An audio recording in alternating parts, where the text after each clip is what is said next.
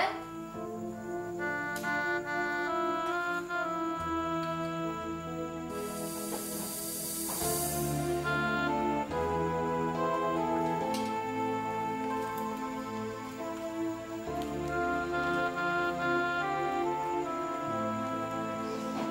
Dian? Dian? Jangan main-main ah.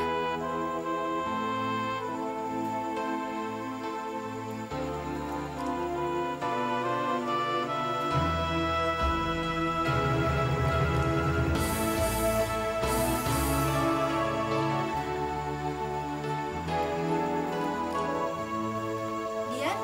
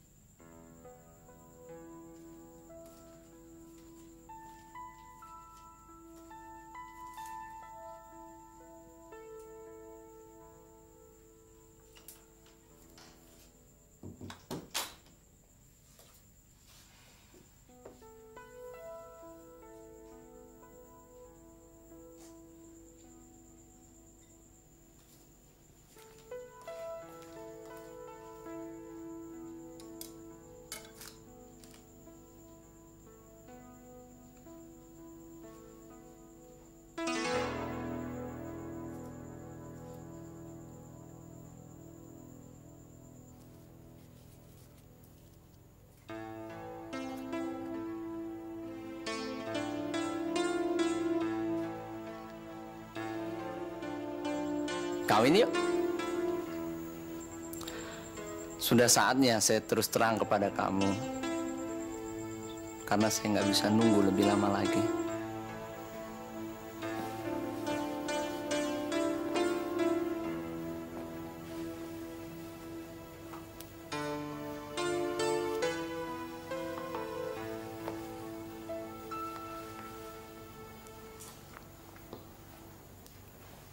Saya tahu saya tidak seganteng dan sekaya pacar kamu. Tapi saya juga pengen kamu tahu kalau saya pasti lebih mencintai kamu daripada pacar kamu yang dulu.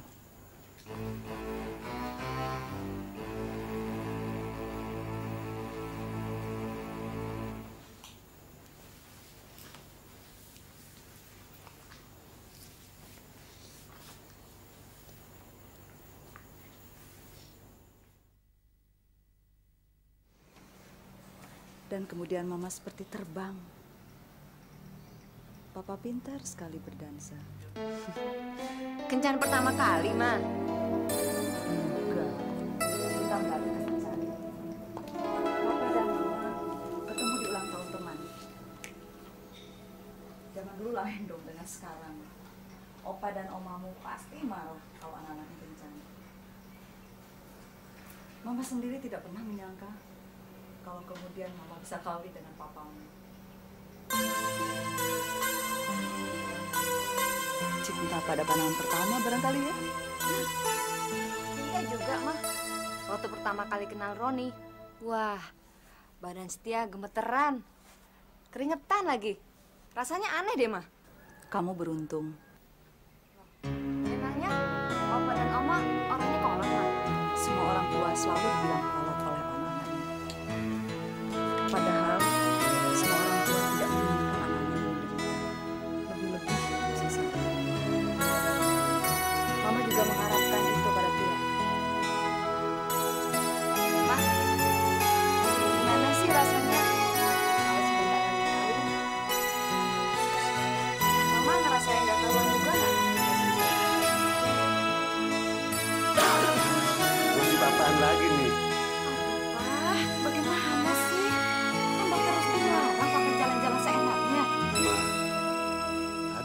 bosen di kamar terus. Tidur melulu. Ayo balik, balik Papa nih. Pelan-pelan. Tia, tuh lihat papamu. Kamu harus ingat ini. Laki-laki kadang-kadang kayak anak kecil, maunya dimarahi. Ya udah, apaan sih?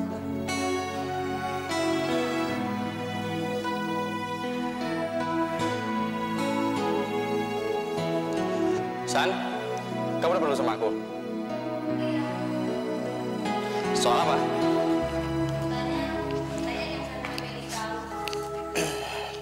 Cynthia ngomong apa? Enggak ngomong apa-apa. Orang tuanya?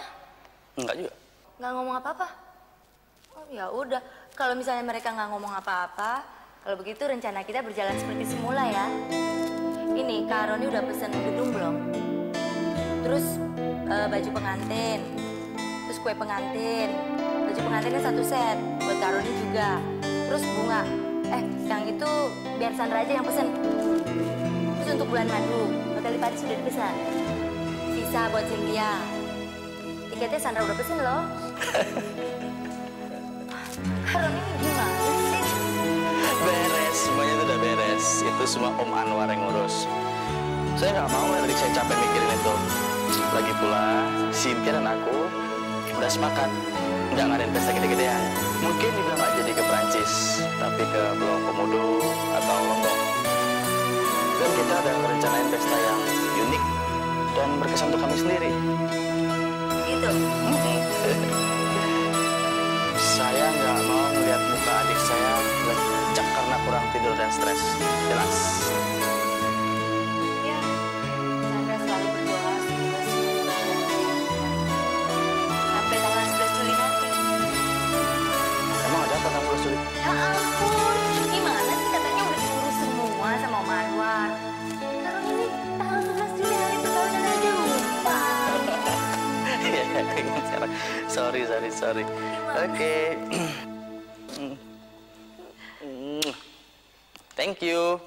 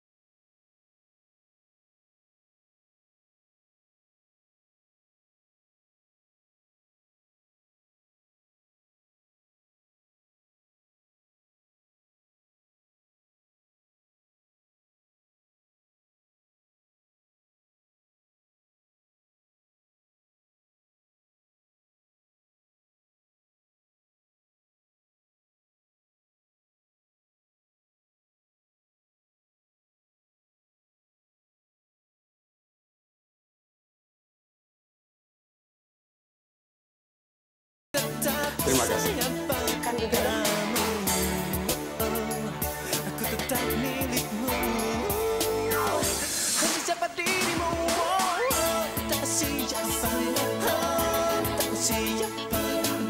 Itu kakak saya, Roni. Iya, saya beberapa kali jumpa. Saya Sula. Dokter mau datang kemari. Maaf, saya tidak bisa bicara dalam telepon.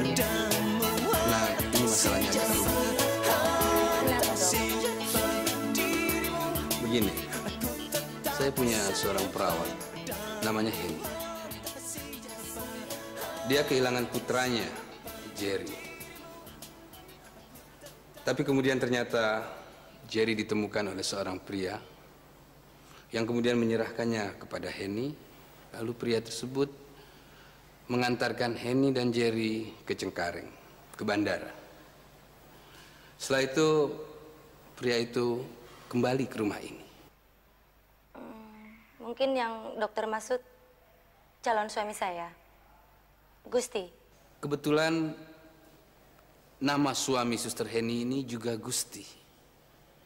Jadi saya curiga ada sesuatu yang tidak beres dalam hal ini. Bagian mananya, Dok, yang tidak beres? Begini, Nona. Suster Henny selama ini bekerja di rumah sakit saya yang menerima. Semenjak bapaknya meninggal. Tapi entah kenapa, tiba-tiba saja Suster Henny pulang ke Riau tanpa alasan yang jelas. Padahal masa depannya di sini lebih menjanjikan. Terus terang, sebelum Suster Henny pergi, dia menyembunyikan segala sesuatunya. Karena Gusti. Mungkin. Maksud dokter, Gusti mendesak Suster Henny untuk meninggalkan kota Jakarta agar kawin dengan saya. Saya kira kecurigaan saya tidak berlebihan. Tapi saya khawatir akan terjadi demikian. Siapa saja yang udah tahu, Dok? Baru Nona dan saya. Saya mohon dengan sangat, Dok. Tolong rahasiakan ini semua. Sampai nanti tanggal 11 Juli. Saya cuma tidak mau perkawinan kakak saya dan Cynthia jadi berantakan. Tapi ini tidak ada hubungannya dengan perkawinan kakak Nona. Ada, Dok, ada. Nanti saya jelaskan.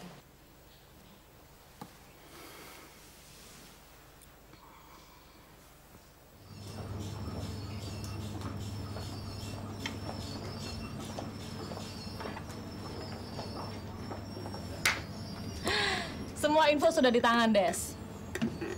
Namanya Gusti. Kerjanya mapan, kaya, dan suka buang-buang uang. Jenis orang yang paling empuk untuk kita kompas. Manusia yang ingin kutendang dan keludahi. Jangan kau campur adukan antara bisnis dan dendam. Kok tahu kamu? Neng, kita nggak beda. Orang tua kita miskin, nggak seperti Gusti. Kau tidak perlu membenci dia, karena hanya orang seperti dia yang bisa membuat kita punya duit. Siapa bilang dia kaya? Kamu salah, Des. Yang kaya itu justru cewek lumpuh yang ingin dikawini sama dia. Kenapa kita pilih dia sebagai sasaran kalau dia tidak punya apa-apa? Karena dia punya rahasia, Des. Dia punya anak, istri, dan ingin mengawini cewek kaya itu. Buka mata kamu dong, Des. Buat apa aku ngumpulin info sebanyak ini? Kalau kamu nggak punya peluang.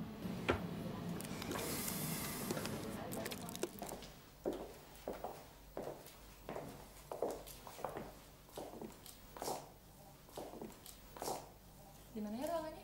Mungkin situ. Di situ.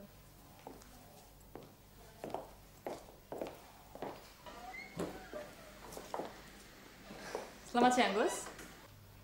Sebentar ya.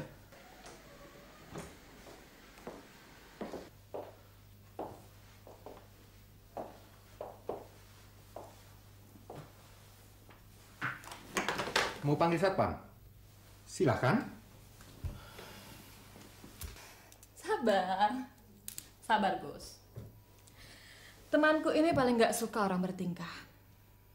Apalagi ganteng dan tampan seperti kamu. Apa sih mau kalian? Sabar, Bos. Kita tidak terburu-buru. Duduk yang sopan. Dan dengarkan dia baik-baik. Gus, kami bukan cuma sekedar teman, tapi sahabat. Toh kalau teman, kamu gak mungkin kan menitipkan anakmu di tempatku. Anak dan istrimu mungkin bisa menghalangi perkawinanmu dengan Sandra. Tetapi kami tidak. Tahu apa kamu tentang Sandra? Tenang, tenang bos. Kita datang dengan maksud damai. Damai apaan nih? Damai seperti caramu mengantarkan Henny pulang ke Sumatera. Agar kau bisa kawin dengan cewek kaya itu. Gus. Apakah kau tidak pernah berpikir apa tanggapan Sandra dan keluarganya bila mengetahui kau telah mempunyai anak dan istri yang sah? Oke, berapa? Ternyata temanmu ini gampang diajak bicara, sis. Rapi jali seperti dasinya. Nggak banyak menurut ukuranmu, Gus. Cuma 200 juta.